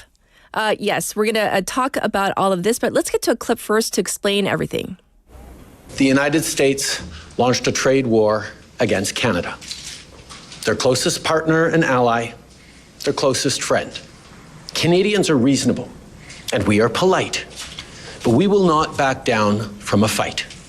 Not when our country and the well-being of everyone in it is at stake. 10% to take No room left for Mexico or for Canada. No, the tariffs, they're all set. So as you heard in that clip, Trump, he decided to impose a 25% tariff on imports from Mexico and Canada, along with a 10% tariff on Chinese goods. And this is really, it already has increased global trade tensions. And these tariffs went into effect, and they're raising fears of a larger trade conflict that could disrupt supply chains and harm the global economy. So when you think about it, it's not just about these three countries. It really does affect a multitude of countries and, of course, consumers as well. So let's find out more about this, because countries like South Korea, we rely heavily on trade with both the U.S. and China. So joining us is Professor Kim Byung-ju, former diplomat and affiliate professor at Hankuk University of Foreign Studies. Hi, welcome back, Professor. Good morning. Great to be back. Yes. So Trump's tariffs, they are already setting waves on global trade. The stock markets are being affected as well. So from a diplomatic perspective, however, how do you view the potential for these tariffs to really escalate into broader trade wars? Well, I guess to talk about escalation, we have to talk about what could lead to escalation. The starting point of the escalation would be tit-for-tat reaction. That is politically necessary thing to do. It's like tariffs are not like bombshells that physically explodes over your head and destroy your buildings. What we mean by that is this kind of tariff actions. It's easier to retaliate. It's not killing people immediately. So politically speaking, when you're kind of, should I say, attacked perhaps with tariffs from the other side, the knee-jerk reaction against that would be impose your own tariffs against the goods from that country. That's pretty easy politically speaking, and your supporters will support that. And that is tit-for-tat reaction. And once you do that, the other side will also have to, politically speaking, act against that as well. So through that kind of mechanism, it leads to escalation. And that's political side of the mechanism. And that's all the more unfortunate because if we study economics, we know clearly tariffs, actually, when we impose our tariff on our imports, the party that pays for tariff is not the exporters from outside. The Trump talks as if he imposes tariff on Mexican goods and Canadian goods, he talks as if it will be Canadian producers and Mexican producers who will pay for this U.S. tariff. That's not it.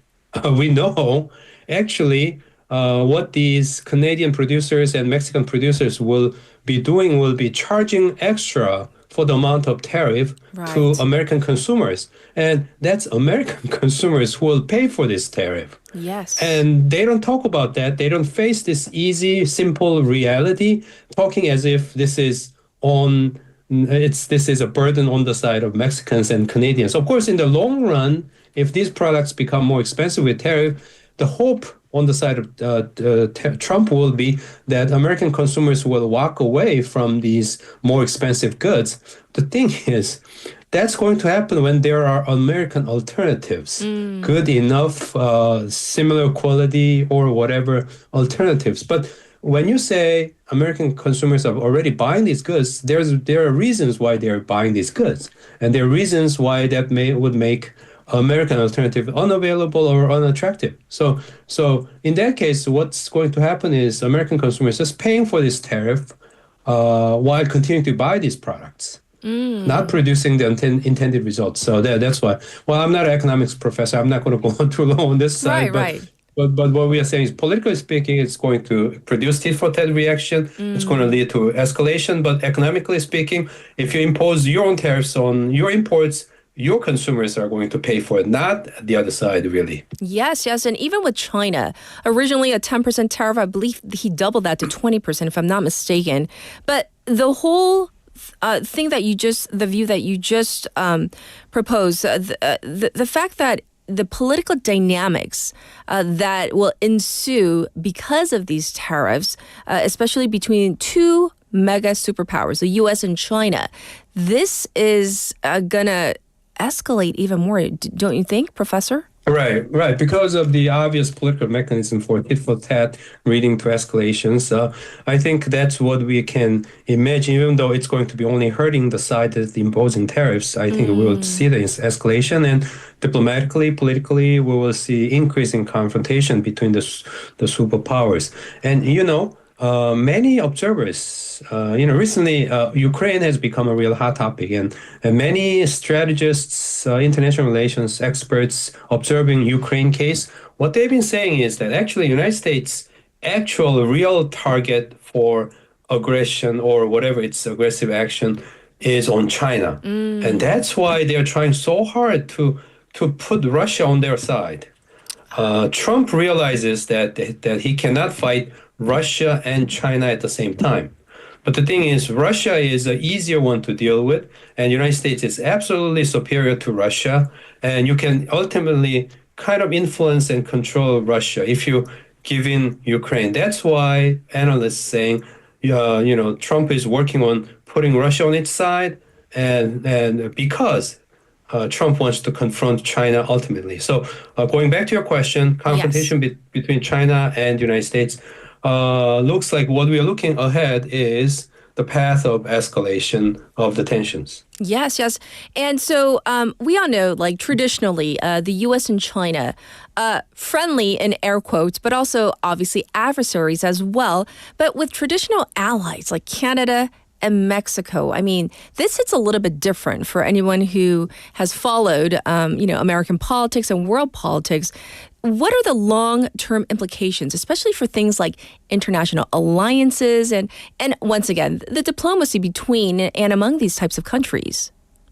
Alliance, the diplomacy based on strengthening alliance was Biden's trademark. Yes. Biden administration's trademark, building alliance and strengthening alliance, recognizing the declining U.S. power. Biden government believed that, recognizing that United States power is declining, the alternative is strengthening its alliance. But now Trump has kind of threw that away, basically, and wants to act on its own, basically, and then wants to work with whoever, whether it's your traditional alliance or not, whichever country can produce quick, immediate transactional gains for the United States, he's going to go for that as long as his voters support him. So that has been his strategy, and that's why I guess his tough actions against Mexico and Canada are being produced. I mean, Mexican side, it's a little bit easier to understand because they have a migration problem, immigration, people, people crossing the borders, illegal immigrants and stuff, and then drug problems and stuff. So, Trump taking actions, that makes in a kind of way good political sense to his voters. Canada side is a little bit tougher to crack, and they're having different speculations why Trump is so tough on Canada.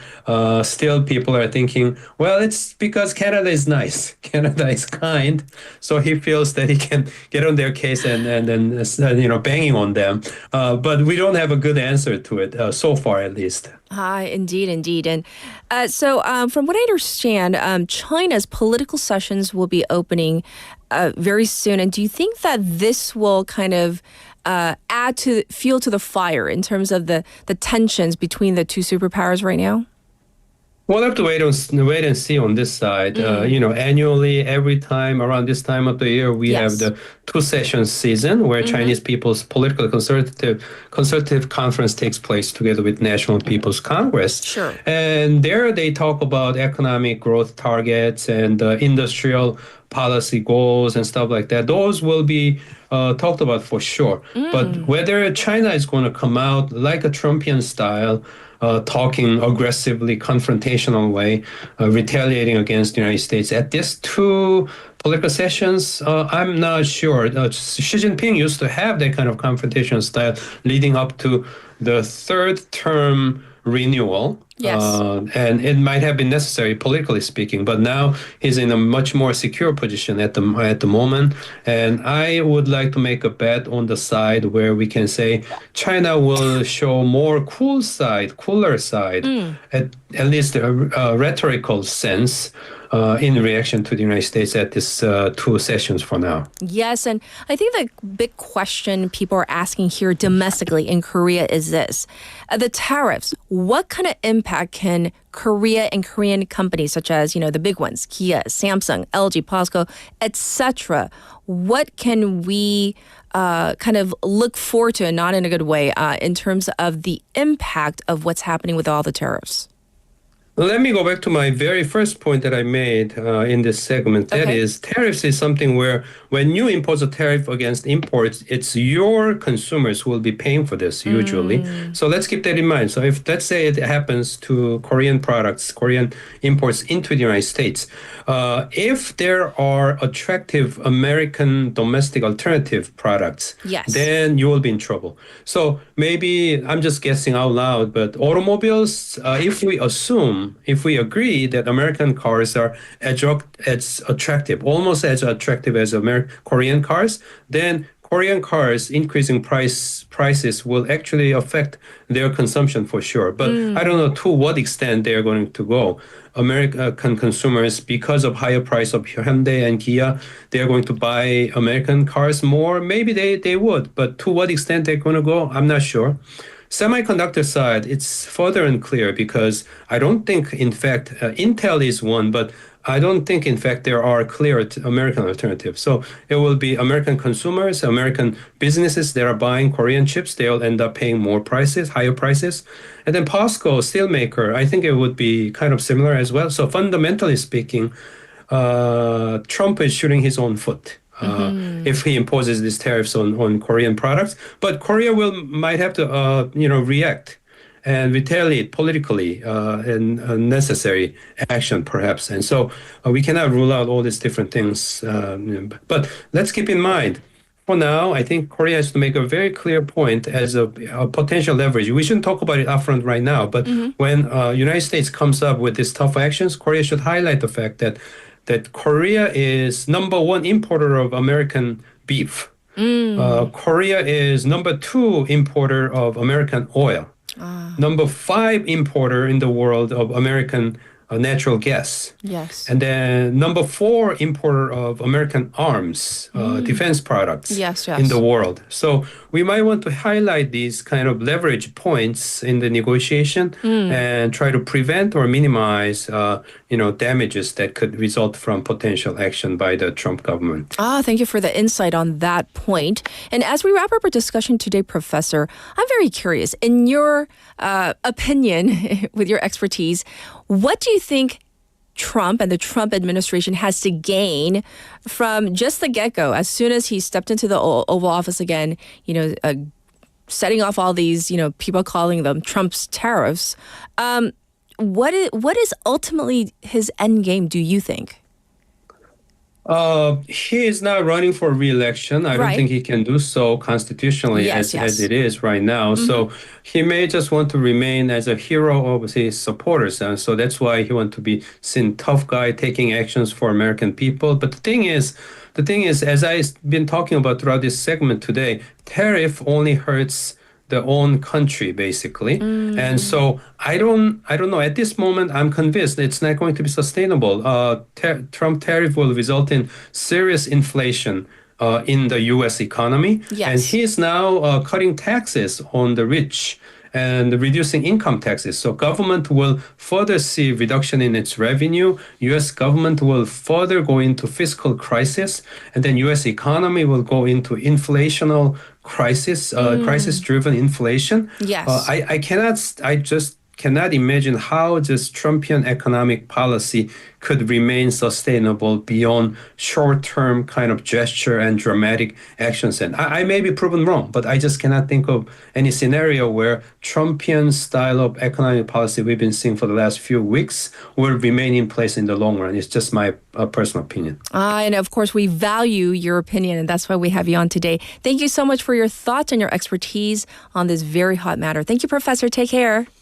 Thank you very much. This was Professor Kim Byung-ju once again with Trump's tariffs. So they are now being implemented, these tariffs. And so we are going to keep an eye on, of course, all that goes on, plus what's happening with the domestic Korean companies as well, and report any new news to you as it comes along. This was your special interview. We're going to take a breather right now. So this is Ain't Nothing Wrong With That. This is by Robert Randolph and the Family Band.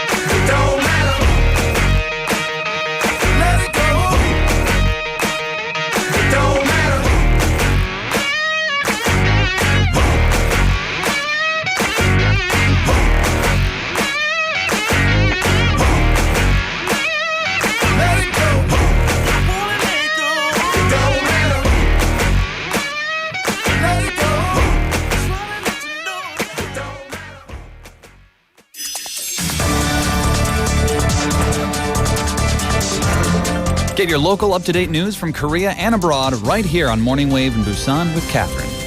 Stay tuned.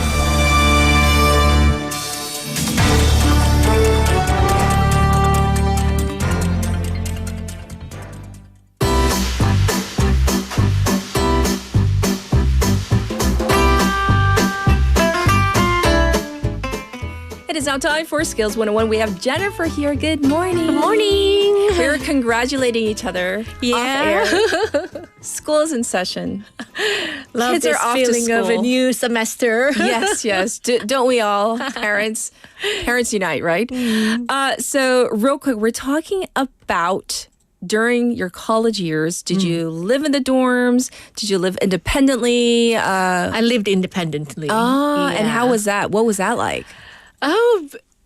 Well, of course, I had a lot of freedom, but also a lot of responsibilities. I had to do cleaning and cooking and paying for the bill and just so many things to take care of. Did you have to work part-time or like? Yeah, I worked part-time. Right, which is very common, right? Yeah. Everybody is like talking about their fond memories of kind of independent living, like living in a dorm. It's communal living, or like with roommates, like in an apartment, but still away from the family. I did that as well. I also lived in a house with the other flatmates. Yeah, communal living. So there was a lot of fights. Oh, really? Not me. Like you were just watching from afar. But not physical fights, right? No. Just arguments. Arguments. Okay, good. It was verbal. But it was fun. Because you weren't involved. No. Also, we had a lot of like delivery food together. The parties. That was good. Memories. We had argument because of cleaning. Like who is in charge of this and that, and why didn't you do it? Okay. Note to all the people who might be living with roommates. Who used my peanut butter? Your peanut butter. Oh, that's a good one. Food as well. Yeah. So what are we going to talk about today for Skills 101? Well, I'm really excited about today's topic because it's something I think a lot of us experience but don't really talk about much. Okay. Okay, so over the past few years, you and our listeners probably heard the term FOMO, fear of missing out. It's that anxious feeling when you feel others are doing exciting things and you feel like you're just left out. How would we describe FOMO in Korean? 그게 한 단어로는 안 될 것 같고 놓치면 안 될 것 같은 불안 정도? 불안자, right. 남들은 다 하는데 나는 나만 안 하지? That feeling, right? Yeah. Yes. Others are going to these wonderful places and I'm stuck here. 나만 왜 여기 있지? Kind of that feeling, right? FOMO. Yeah. Even food as well. Like, 이 핫플이 있는데 다 먹어봤는데 나만 안 먹어봤어. Yes, there's a lot of FOMO going on. Yeah. And so I think social media does make it worse. SNS 보면 everything is so picturesque and everything looks so perfect. It looks like everybody's having the time of their lives, even though back of our minds we know, to get that one perfect shot, they probably took like 50 photos, right? Yeah. To put it on social media. And people say like, news says we are going through economic recession, but right. Yeah, like economic recession, but it's like everybody is doing so well. Apparently, people are going abroad, people are eating there, so your life seems kind of boring in comparison. So FOMO makes us feel like we need to say yes to everything to fit in, be constantly connected, and always be in the know. And here's a twist: have you ever heard of JOMO? 조모 할머니 아닙니다. 조모 아닙니다. JOMO. What is JOMO? Yes. Yeah. JOMO stands for the joy of missing out. So instead of stressing out what you're missing, JOMO is about embracing the choice to disconnect, slow down, and focus on what truly matters to you. It's about feeling content with where you are instead of worrying about where everyone else is. So you're not actually living for other people. You live for yourself. Right? JOMO, I like it. I like this whole idea. Yeah. Like, finding joy in your ordinary, mundane life. Yeah. I like. That's right. The philosopher Schopenhauer once said, a man can be himself only so long as he's alone.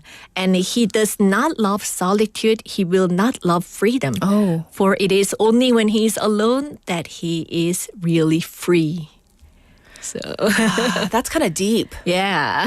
Yeah. The only time I can lounge around and not worry about my knees always being closed and kind of spread...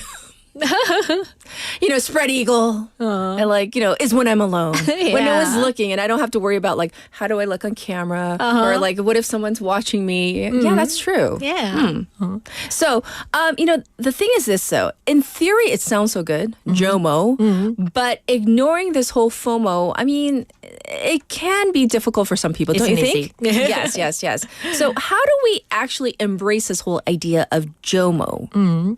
Well, great question. Here are a few ways ways to shift from FOMO to JOMO. Okay. First of all, reframe your mindset. Instead of thinking, oh, I'm missing out, tell yourself, I'm choosing what's best for me. It's my choice. Prioritizing your well-being is never a loss. Okay. So kind of changing the mindset. I like that. So it's about focusing on what you can gain rather than like, what am I missing? Okay, got exactly. it. First point. What else? And curate your social media. If certain posts trigger your FOMO, it's okay to mute, unfollow, or take a break. Choose content that inspires rather than pressures you. You know, sometimes you see this posting, I invested this like little money and I made like 5 times, 6 times profit out of it. You know? And the thing is this, I actually recently coincidentally did kind of a deep cleanse. So what I did was I pressed unfollow for everything. Yeah. And then I went back to I started to press follow on accounts or people that, you know, I have a connection with, or like, you know, this is something I want to emulate. Or there are guilty pleasures too, like, oh, I can't give this up. Like, you know, the Tucker account, the Golden Retriever account. I can't. That's just like, you know, I live for Tucker. Things like that, I press follow again. So I actually did this recently, and Good for you. Like the stuff that's popping on my feed, it's like stuff that is meaningful to me. Yeah. Yes. That's so good. That's so good. Yes. So what else can we do to make our feeds kind of a more positive space so we're not just like doom scrolling the whole time? Yeah, that's, Be present. FOMO pulls you into a mindset of what if. But JOMO is about enjoying the present. Try mindfulness technique like deep breathing, journaling, or even just sitting in silence. Sitting in silence. Wavers out there, how comfortable are you sitting in silence? Not saying a word, not like chatting, not having your phone in your hand, and just kind of being and enjoying the silence of just being by yourself. We should be comfortable with this silence, right? Are we though? Because you know something always like pops up in your head, in your brain, like, oh, I got to do this, I got to do that, or one of our listeners, Michael, who's like doing the dishes as he was like listening to us, right? All right, multitasking. Yes. Another thing you can do is setting boundaries. You don't have to say yes to every invite. If you'd rather stay home and recharge, that's totally valid. Yes. When I was younger, like in my 20s, much younger, I felt obliged to say yes to everything. No, but I think that's a common one. Like, you know, you feel like you want to please. You're a people pleaser. Not you, but I mean, you generally, me included. Like, you want to please people. I think it's in our nature. Is it not sometimes? Yeah, and if you have no appointment, you feel like you're left out. Yes. So you always have to go somewhere. Like Leslie says, I'm horrible at sitting in silence. I'm sure many people feel uncomfortable. Yeah. I'm sure. Yeah. Yes. Personally, redefining success helped me a lot. So this is instead of measuring your life by how busy, how eventful it looks, focus on what actually brings you happiness and fulfillment. Because whatever that might be. Yeah, you see like people are always busy running around and they look so successful, driving a nice car. You know, this thing is influence you, right? Yes. And Umberto chiming in and saying, I am very, very comfortable. One time I drove for 1 hour in pure silence and he says it was amazing. Just like not saying anything, just by yourself. That's tough. Like, do you not like turn on music or like sing along? But you just like 1 hour in complete silence. Oh, that's what my sister told me. Like when I drive, I sometimes don't put on music and I drive in silence. Yes. And she told me, 무섭다 야. Just in silence. Because we are so used to the sound, the background noise, right? Indeed. So anything else that you want to share with us in terms of getting away from FOMO? Oh, and one last thing to add. FOMO doesn't just happen with social events. Okay. We also feel it in relationships. Ever felt like you had to keep talking to someone because you were afraid of missing out on potential connections? Yes, that has happened. Right. I think we all have. Yeah. Jomo in relationship means appreciating the present instead of constantly seeking what's next. It's okay to take things slow and value deeper connections over endless options. So always trying to keep up with the conversation. Quality matters, not quantity. Are you listening? It's the quality over quantity. So maybe not, a little bit less yapping. Yeah, that might do us some good. Right? Yeah, that's right. So final thoughts. So it may be a good idea to think about one thing you would say no to this week in order to embrace Jomo. So one step at a time. One step at a time. So what can our listeners do on an individual level to get a little bit away from the FOMO and more towards the Jomo? Oh, yeah. So that's something to think about. Yeah. Yes. And I love the fact that it's kind of open-ended, that you need to kind of figure it out for yourself to find out what is important to you. And, if you choose to be kind of silent and enjoy the silence I know what I will do. Okay, what are you going to do? I need to stop purchasing things, buying things. Because, other people are saying, this is so good, this product is wonderful for your skin or for your hair. That's a tough one. Yeah. Yes. That's I'm easily swayed, and then, should I try this? Or Yes. Well, that Jennifer shared with us her goal. So listeners out there, I hope you can set a little mini goal for yourself as well. Thank you so much for this. We do appreciate it. Have a good day. Everybody, this was Skills 101 with Jennifer. It's time to wrap things up for this Wednesday morning. And once again, it feels much warmer, but there might be a little bit of clouds, maybe a little bit of rain or even snow, depending on where you are. Stay safe, everybody. Join us again tomorrow, closer to the edge by 30 seconds to Mars. To take us out, have a good one. Bye.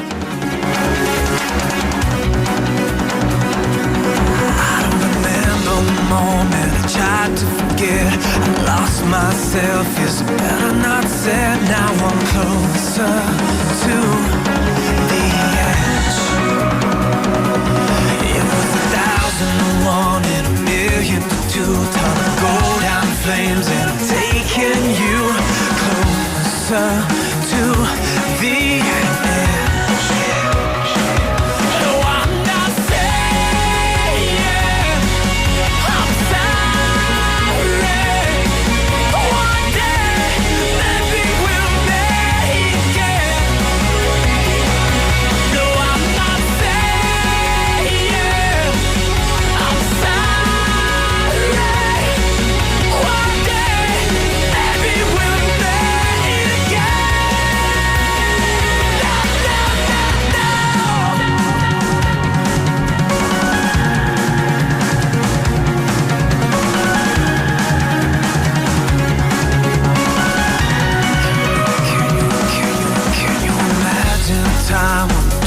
Ran free, the birth of a song, the death of a dream, closer